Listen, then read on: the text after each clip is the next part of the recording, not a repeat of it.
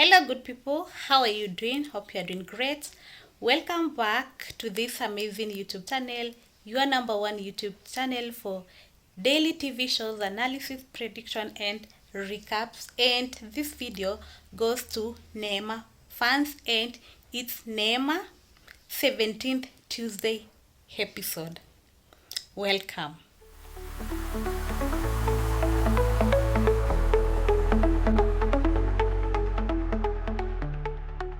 Now, after wafanyikazi wa pale kwa farm kwenda pale police, they were supposed to give their statement, na mwenye alianza kupeana statement ni boss wao, Neema and Mark's boss. So kindly, if you know his name, please comment in the comment section. So after wakazi wa the farm kwenda polisi kutoa statement, boss wao ndo alianzia kutoa statement, na polisi wakamwambia aelezee ni nini ilifanyika between yeye na Serenge. So akasema Serenge alikuwa ametoka kwa ofisi yake after kumfire, in short after kumfuta job, na kidogo polisi wakakuja wakamuita akuja identify mwili yenye ilikuwa outside the farm kama anaijua. So akaulizwa mbona ulikuwa umefuta Serenge kazi? Bosi akasema mimi nilikuwa nimeleta Neema hapa nikampea kazi asimamie hii cafeteria, na Serenge hakuwa anaheshimu Neema, alikuwa anamuona kama rival na competition, and most of the time hakuwa ana take orders from Neema. Alikuwa anamuongelesha vibaya na anamtreat vibaya tangu nimlete kwa hii job, na pia yeye na Mark walikuwa na issues juu ya historia ya Neema. And polisi akamuuliza kuna kitu yoyote ilifanyika kati yao, maybe was it verbal ama ilikuwa something physical? So bosi akasema wakati Mark alikasirika halitapa Serenge ngumi, and the police officer was like, and who is Neema to Mark? Bosi akasema as far as I know they are good friends. And another thing, kuna time Serenge alikuwa na spread rumors eti Mark and Neema were dating, and Mark was not happy about that. So polisi wakamuuliza after Mark kupigana na Serenge alitake how long before atoke kwa farm, and the boss was like mimi sijui cause sikutoka kwa ofisi yangu mpaka ile time polisi walikuja kuniita. And the next person to be interrogated or to give his statement alikuwa ni Paul, and Paul alipeana just the pure truth about what he knew. So polisi wakauliza Paul, nani alikuwa wa mwisho kuona Serenge? Kawaambia mimi nilikuwa kitchen but Sam aliescort Serenge mpaka kwa gate. Ndio wakamuuliza Serenge na Sam wao ni marafiki? Akamwambia yeah, they are like brothers. Wao huwa wana vibe tu sana, ni kama tu mabro. So Paul akaulizwa nani alianza hii vita? Paul akasema ni Mark. Mark ndiye alianza vita, and Mark was very right because Serenge alienda kwa farm akaekea Neema trap na akaeka mawe ndio Neema akishikwa na hiyo trap haangukie mawe hakufe. Paul akaelezea vile Mark alikasirika after kujua Serenge ni alikuwa ameset hiyo trap pale kwa farm, ndio akakuja aka-attack Serenge, and Serenge akamuongelesha vibaya na amekuwa akimuongelesha vibaya before. So it's Serenge who provoked Mark, na Mark pia yeye akaanza kumchapa mpaka akamnyonga, and they had to come in between them wakamseparate, and they took Serenge to the kitchen, and Mark akaenda na ajui halikuwa ameenda wapi. So akaulizwa unaona Mark ni aliua Serenge? Paul akasema hapana, Mark ni mtu muungwana sana, is very kind, is very humane. Mark hawezi fanya kitu kama hiyo. Actually, ana doubt sana kama yeye ndo aliua Serenge. And the police officer was like, how sure are you? So, the next person to be interrogated or to give his statement halikuwa ni Sam. Na unajua Sam akosaidia nani? Ya Serenge. Yeye na Serenge hawajaipenda Neema from the first day. Walikuwa wanaona ni kama anawakalia sana. Actually they were saying like tangu Neema akuje mambo ilikuwa ngumu. Because walikuwa wamezoea kununua chenye wanataka. Wakipewa pesa ya kununua vitu, they buy half ama wananunua ile bad quality and then they keep some money. Because that's why Serenge hakuwa anataka Neema hakuwe kitchen, hakuwe area. He wanted to be the boss. Simply because tule tudo alikuwa anakanyagia time yenye Neema hakukuwa, sasa hawezi pata. And the other thing, it was about cleanliness. Wakati Neema alikuja kwa hii hoteli au cafe, it was very dirty. Kwa chafu kupindukia. So watu hakuna kazi walikuwa wanafanya. Hawako wanafanya cleaning. Na wakati Neema alikuja, vitu zika change. So they had to work extra. Walikuwa wanafanya kazi yenye wako wamezoea kufanya before, and that's why walikuwa wanaona Neema amewakalia kichwa na wao ni wanaume, especially Serenge mwenye amekuwa akipea Neema sleepless nights, difficult moments at the work. So Sam akasema who else could have done that kama si Mark. Akasema Serenge was a good cook na hakuna mtu alikuwa anamchukia. He was loved by everyone except Mark. Wamekuwa wakifanya kazi pamoja for the last 2 years and the police officer was like, I hear that you are good friends. Kamwambia yeah, he was like my brother. Tumefanya kazi na yeye kwa hii farm tangu hii hoteli ifunguliwe mpaka ile time Neema alikuja ku take over from him. We were working peacefully. So the police officer akamuuliza, was Serenge talking bad about Neema? And Sam alikuwa like, Neema amekuwa kitreat Serenge vibaya. Hakuwa anampea kazi, hakuwa anamheshimu, alikuwa anamtreat vibaya sana. Mpaka Serenge akipika chakula, Neema alikuwa anachukua anairusha kwa dustbin. Na Serenge akavumilia mateso yote. Akijaribu kusema, hakuna mtu alikuwa anamwamini. So, Serenge has suffered a lot in the hands of Neema. Hata akijaribu kuambia bosi hakuna kitu alikuwa anafanya. Neema aliendelea tu kukua mkali a day after day. Sam akaulizwa ni nini ilikuwa inaendelea na Mark. Sam akasema Mark alileta Neema kwa farm ndio akuwe boss wao.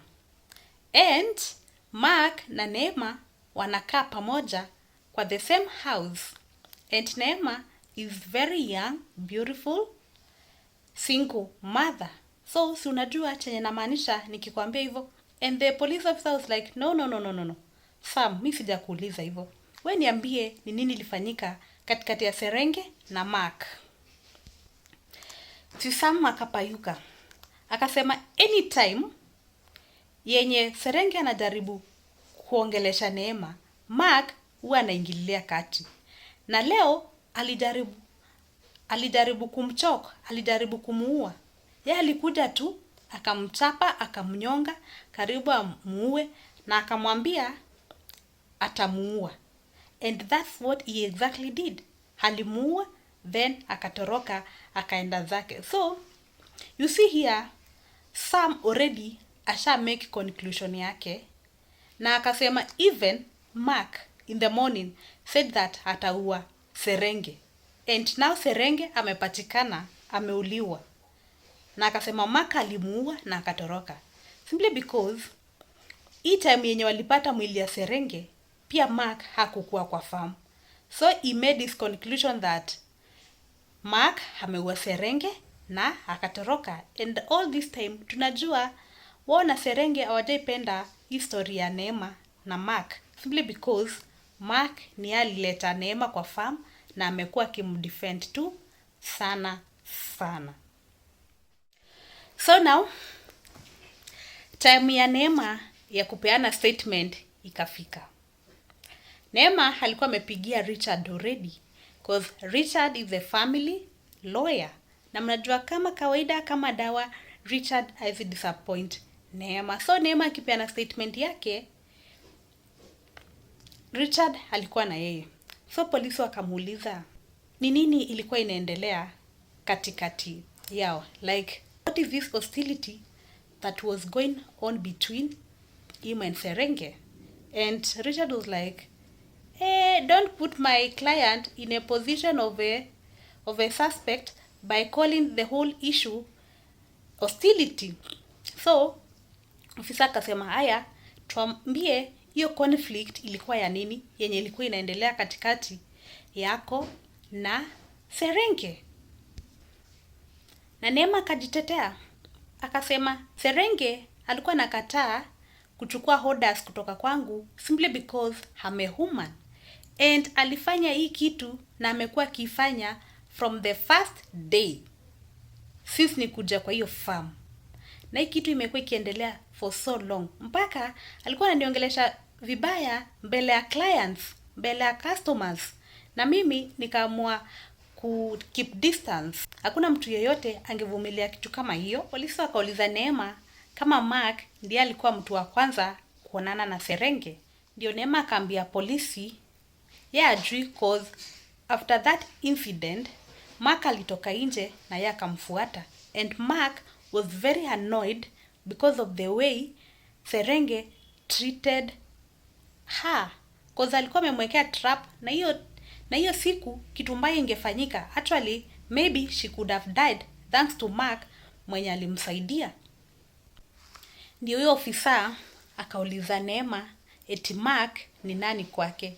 Ndio Richard akaingilia akaambia huyo askari eti hiyo swali it has nothing to do with what happened in the farm, na client wake akona right ya kukaa na mtu yeyote mwenye anataka place yoyote, so aache kuuliza maswali za ufala. Ndio Neema akamwambia Richard, please, watu wamekuwa wakiniuliza hii swali for so long, watu wananichukulia vibaya, acha tu nielezee what happened. So Neema explained how they went bankrupt, vile Hedi alimwacha akatoroka na ajulikani mahali anakaa, na vile alienda kutafuta nyumba akapatana na conman akamrendishia nyumba. After that akakuja kurealize nyumba ni ya Mark, na after Mark kuona hawana place ya kuenda hakuwafukuza, akawaambia waendelee kukaa kwa hiyo nyumba, and that's how he ended up living with Mark despite that yes si bwana yake. So finally Mark alikuja police station kupeana statement yake, na wakati Sam alimuona akaanza kusema suspect ndo huyo ameingia, yani aliwa Serenge na akaenda ni kama hajafanya kitu yoyote. And Mark was like, wait a minute, what are you trying to say? Polisi wakamwambia eti ye ni suspect number 1 kwa kifo cha Serenge, and he should give out his statement. And Mark was like, seriously? Simi nimejua hii story via a phone call. Actually Neema called me to inform me about it, and they were like, no, you are the number 1 suspect. And Mark was like, Neema, don't worry, me I'm just going to give out my statement. Final. Since Mark hakuwa na lawyer, Richard akajitolea akasema yeye atakuwa lawyer wa nani, wa Mark, and he requested to talk to Mark privately. So akaenda kauliza Mark alikuwa wapi. Mark akamwambia alikuwa amepigiwa na Hedi wapatane, na alikuwa amempigia na new number na wakupatana. And Richard akamwambia wewe ukienda kusema hivyo haitakuwa make sense, cause mwenye alikupigia ni mtu wa komisi. Second, alikukall na unknown number, and third, hamukupatana. So ukienda kusema hivyo ita create a lot of question. Wewe useme after the incident, after the confrontation between you and Serenge in the morning, uliamua tu uende utembee, at least cool down na useme mali ulienda. In another scene, Naomi alipigia Karen simu akimuulizia kama Hedi alirudi. Si mnakumbuka Hedi after kukosana na Karen aliamua ajitoe, na ni kama ndio hii time alipigia nani? Alipigia Mark akamwambia wanataka wapatane. And I don't know mbona hakukuja, ama he changed his mind on the way na akaamua afanye nini? Akaamua arudi. Or maybe alipigia Mark simu na akampea location na akajificha mahali ndio Mark akuje aone huu Mark ndio nani. Huu ni nani mwenye alioa Neema. Maybe that was his intention. So Karen akamwambia hakukuja, but alimtext akamwambia asimsumbue na asimpigie simu, atarudi after some time or after some days waonge na yeye. And Naomi akaongelesha Karen vibaya, akamwambia we ni mjinga sana. Cause Karen alimwambia mimi uliniambia that Hedi hapendi competition. Si mimi nikaamua kuchat na ex wangu na ex yangu akakuja kuni surprise. And that's why he got mad. Na mimi sikuwa najua kama atakasirika aende. Karen akamwambia mimi sikuwa najua kama ataenda, so stop judging me. Mimi I just did this to provoke him cause uliniambia yeye hapendi competition. And Naomi was very mad cause alikuwa anajua kama Hedi atakuja Nairobi na ajue kila kitu yenye amekuwa akifanya, yeye kimemramba na kitamramba properly. Cause pesa yote ya loan yenye Hedi amekuwa akilipa imekuwa ikienda kwa akaunti ya nani? Kwa akaunti ya Naomi. Na pia Karen, she's so dumb. Yeye ni fala sana. She's very stupid. Anafikiria eti Naomi is a good friend, anamwekea hizo do. And at the end of the day, if anything happens, they are gonna share. But Naomi ni nani? Kazi yake tu ni kununua magari, ma gold chains, ma diamond chains. Na pesa ya nani? Pesa ya Hedi. Wakati Neema anateseka. Wakati watoto wa Neema wanafanya nini? Wanateseka. So, Richard aliambia Neema that Mark ata remain pale police station ndio kwanza afanyiwe physical examination na ekwe custody mpaka koti imake decision whether he is guilty or not. And Mark aliambia Neema, believe me, mi si kufanya kitu kama hiyo, mi si kuwa Serenge. Neema akamwambia I believe you, mi najua kufanya kitu kama hiyo, and I'm going to stick with you, mi sitakuacha. Kwa sababu unakumbuka time Neema alikuwa ameshikwa, ile time ya issue ya pesa ya Hedi yenye hakuwa amemake payments, Mark hakuiacha Neema mpaka alimletea sweater pale prison, akamletea food. Na Neema was like, kama mimi au kuniacha hiyo time, hata mimi sitakuacha na nita make sure that umeachiliwa. You're not gonna stay here for long. So Neema is determined to help Mark get out of prison or out of custody. So something interesting happened. After Mark kushikwa na kuambiwa ata remain in custody for some days, si Neema akapigia bibi yake, that is Kate. Si unajua Neema huwa naamini that Kate ni bibi ya Mark, but pia Neema ukuwa na doubts zake towards Kate because for some time amekuwa kichat na akiangalia huwa chat na Mark, and she was like Kate is cheating on Mark and Mark is a very good person, na hiyo kitu huwa nakasirisha sana Neema. So now Neema calls Kate, amwambia you know what, Mark alishikwa after Serenge kukuwa murdered pale kwa farm, na yeye ni number 1 suspect juu asubuhi alikuwa anapigana na Serenge, and after some time Serenge akapatikana amekufa, so that's why he's the number 1 suspect. Neema akaambia Kate kuje kwa police station, at least akae na bwanake, at least amuone. And Kate panicked, akaanza kusema oh no, mi siwezi kuja, mi nakuanga na anxiety, mi nakuanga na police phobia. Ushaisikia kitu inaitwa police phobia? So me, I can't come. And she hanged up. And Neema was like, oh my goodness, Kate hataki kuja kuona bwanake. So Kate akaambia Babu J chenye kilifanyika, and Babu J was like, no. I know Mark can't do such a thing. And soon, I hope mwenye alifanya kitu kama hiyo atapatikana. Because surely, as far as I know, Mark is innocent. He can't do anything like that. Let's go back to Neema young lovebirds. That is Jojo and Jaden, the JJ. So, Jojo alikuwa online anatafuta mama ya Jaden. Unajua Jaden alimwambia mamake is still alive, although alimwacha akiwa mtoto mdogo. So, Jojo aliingia pale online kwa Facebook, kwa Instagram, akiangalia profiles za watu wenye wanaitwa kama mama. She was trying to compare the profiles, trying to see ni gani ina fit mama Jaden. So later on, they met with Jaden. So Jaden akaambia Jojo, actually alifanya kitu poa kukuja kujitetea pale kwa shop yao wakati Naomi alikuwa amekuja kuchomea Jojo. Unajua Naomi alienda pale kwa shop ya kina Jaden akaropokwa. Like Naomi anakuanga na mouth diarrhea. Alienda tu akaropokwa vitu hata zi make sense. Yaani akaambia Jaden vile wao ni maskini, afai kuoa Jojo. Jojo ni princess, amelelewa pale kwa nyumba ya kifahari and all that.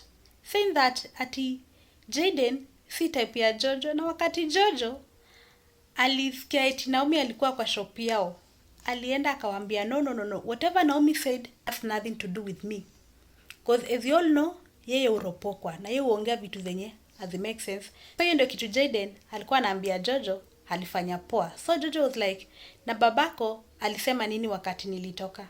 Jaden akamwambia hakusema kitu. So Jojo akamwambia, unajua mimi bado huwa naogopa babako, kulingana na vile aliniongelesha ile time yenye tulikuwa osi. Jaden akamwambia, na si story tulibalizana nayo. Tuliongelelea hii story mpaka babangu alikuja ku apologize. Jojo akamwambia, yeah, I remember very well, mpaka alinileta maua. But I was very much embarrassed because before I've treated people so badly. Mimi nimekuwa nikiongelesha watu vibaya. Mark, Kate, mamangu. And I was so ashamed. I was so embarrassed. Na babako alinifundisha kitu ya maana sana. And I'm so sorry that nilifanya hizo vitu, but now I have changed. So, in short, Jojo was very grateful that ye kumit Jaden imemfanya change sana. Do you agree with me that tangu Jojo aanze kuvibe na Jaden, she has learned a lot from Jaden. Jaden ndio reason yenye Jojo siku hizi ako na tabia mzuri. She's a nice girl.